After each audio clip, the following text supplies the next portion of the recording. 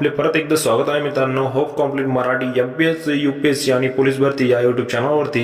मित्रांनो, स्वप्न तुमचे आणि साथ आमची, तर अशाच व्हिडिओ अपडेटसाठी चॅनलला सबस्क्राईब करा आणि बेल आयकॉनवरती प्रेस करा, जेणेकरून अशा व्हिडिओंची अपडेट आपल्याला नेहमी भेटत राहील।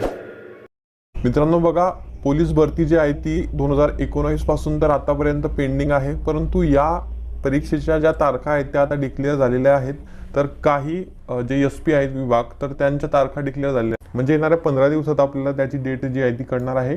त्यामुळे या परीक्षेचा सिलेबस आपल्याला माहीत असणे अतिशय महत्त्वाचं आहे, म्हणूनच तो सिलेबस मी या व्हिडिओमध्ये शेअर करत आहे। तर प्रथमतः आपण पोलीस भरती 2019 चा पेपर पॅटर्न बघूया आणि त्यानंतर सिलेबस आणि ग्राउंड डिटेल्स मी एका दुसऱ्या व्हिडिओमध्ये कव्हर करेन। बघा, पोलीस भरती पेपर पॅटर्न। तर पोलीस भरतीला 100 गुणांचा आणि 100 प्रश्नांचा एक पेपर होतो। तर पोलीस भरती 2019 साठीची परीक्षा ही अगोदर बघा तुम्ही ऐकलं असेल ऑनलाईन होणार होती, परंतु नवीन शासन निर्णयानुसार ती परीक्षा आता ऑफलाईन पद्धतीने होणार आहे। आणि बऱ्याच मुलांना असं कन्फ्युजन आहे की अगोदर परीक्षा होत आहे की ग्राउंड, कारण बघा पूर्वी ग्राउंड व्हायचा आणि त्यानंतर पेपर व्हायचा, परंतु आतापासून अगोदर पेपर आहे त्यानंतर ग्राउंड होणार आहे आणि ती परीक्षा जी आहे ती ऑफलाईन पद्धतीने घेतली जाणार आहे। त्यानंतर ही जी टेस्ट आहे ती 100 गुणांची असेल, MCQ टाईप क्वेश्चन असतील यामध्ये, आणि याचं मीडियम जे आहे, माध्यम जे आहे ते मराठी असेल, आणि ड्युरेशन असेल 90 मिनिट, म्हणजे 1.5 तास यासाठी तुम्हाला वेळ मिळणार आहे। त्यानंतर मित्रांनो, आता तुम्हाला यामध्ये कोणकोणते मेन विषय असतील आणि किती गुणांना असतील ते आपण बघू। बघा, अंकगणित 25 गुणांना, सामान्य ज्ञान व चालू घडामोडी 25 गुणांना, बुद्धिमत्ता चाचणी 25 गुणांना, मराठी व्याकरण 25 गुणांना। अशा प्रकारे एका गुणांसाठी एक प्रश्न आहे आणि असे एकूण गुण 100 तुम्हाला यासाठी असणार आहे। तुम्ही स्क्रीनशॉट घेऊन घेऊ शकता जर तुम्हाला पेपर पॅटर्न लक्षात ठेवायचा असेल तर, किंवा नोट डाऊन करायचा असेल तर। त्यानंतर पोलीस शिपाई आता आपण अभ्यासक्रम बघूया। प्रथमतः 100 गुणांचा एक पेपर होणार आहे तुमचा। त्या पेपरमध्ये 35% आणि मागास प्रवर्गाच्या बाबतीत 33% पेक्षा जास्त जर तुम्हाला गुण मिळाले तर जेवढ्या तुमच्या कॅटेगरीच्या जागा असतील बघा, तर त्या जागांच्या म्हणजेच एक जागा असेल तर तिथे 10 कॅन्डिडेट बोलवण्यात येतील शारीरिक चाचणीसाठी। ओके, त्यानंतर आता आपण प्रत्येक विषयाचा सिलेबस काय असणार आहे, कोणते पॉईंट्स तुम्हाला कव्हर करायचे आहे ते बघूया। तर मराठीसाठी म्हणजे 25 गुणांसाठी मराठी आहे, त्यासाठी कोणकोणते टॉपिक्स तुम्हाला कव्हर करावे लागतील मराठीतील ते आपण बघूया। सो बघा, समानार्थी शब्द, विरुद्धार्थी शब्द, अलंकारिक शब्द, लिंग, वचन, संधी, मराठी वर्णमाला, नाम, सर्वनाम, विशेषण, क्रियापद, काळ, प्रयोग, समास, वाक्प्रचार आणि म्हणी। तर हे सर्व टॉपिक्स तुम्हाला मराठीमध्ये कव्हर करायचे आहे, ज्याने तुमचे 25 प्रश्न जे आहेत ते कव्हर होतील। त्यानंतर गणितामध्ये टॉपिक बघा, संख्या व संख्यांचे प्रकार, बेरीज, वजाबाकी, गुणाकार, भागाकार, कसोट्या, पूर्णांक व त्यांचे प्रकार, अपूर्णांक व त्यांचे प्रकार, मसावी आणि लसावी, वर्ग व वर्गमूळ, घन व घनमूळ, शेकडेवारी, भागीदारी, गुणोत्तर व प्रमाण, सरासरी, काळ, काम, वेग, दशमान पद्धती, नफा तोटा, सरळ व्याज, चक्रवाढ व्याज, घड्याळावर आधारित प्रश्न, घातांक व त्यांचे नियम।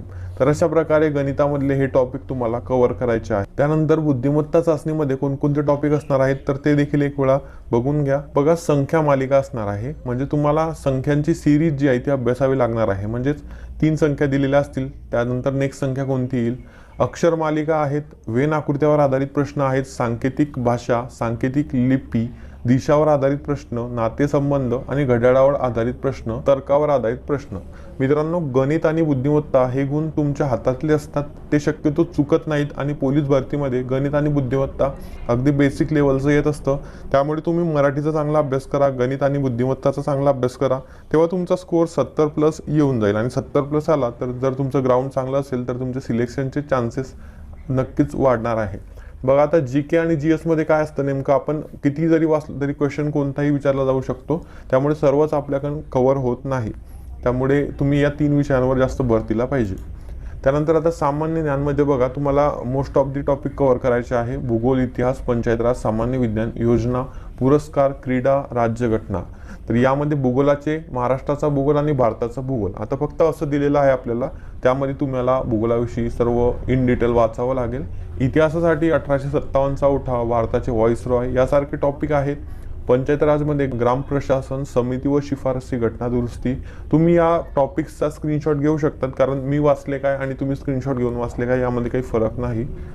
पुरस्कार विचारले जातील, क्रीडामध्ये खेळ व खेळाशी संबंधित असतील, चषक असतील, प्रमुख देश व त्यांचे राष्ट्रीय खेळ असतील, यासारखे टॉपिक आहेत. राज्यघटनामध्ये भारताची राज्यघटना, राष्ट्रपती, लोकसभा, त्यांची निवडणूक कशी होते वगैरे या गोष्टी तुम्हाला माहीत असल्या पाहिजे. तर अशा प्रकारे सामान्य ज्ञानमधील हे टॉपिक आहेत, तुम्ही स्क्रीनशॉट घेऊ शकता. तर मित्रांनो, निवड कशी होणार आहे बघा.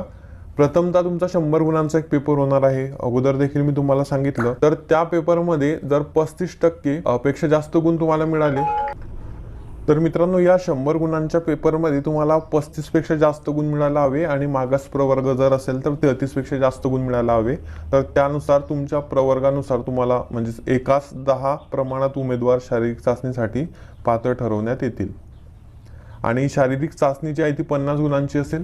त्यामध्ये कोणकोणते इव्हेंट आहे व कोणता इव्हेंट किती वेळेसाठी किंवा किती वेळेमध्ये तुम्हाला कव्हर करायचे आहे व त्यासाठी गुणदान कशा प्रकारे होणार आहे, हे सर्व माहितीचा व्हिडिओ जर तुम्हाला हवा असेल तर तुम्ही कमेंट करा. मी या व्हिडिओनंतर तो व्हिडिओ अपलोड करून टाकू शकतात. आजच्या व्हिडिओसाठी एवढेच. भेटूया पुढच्या व्हिडिओमध्ये. Thank you for watching.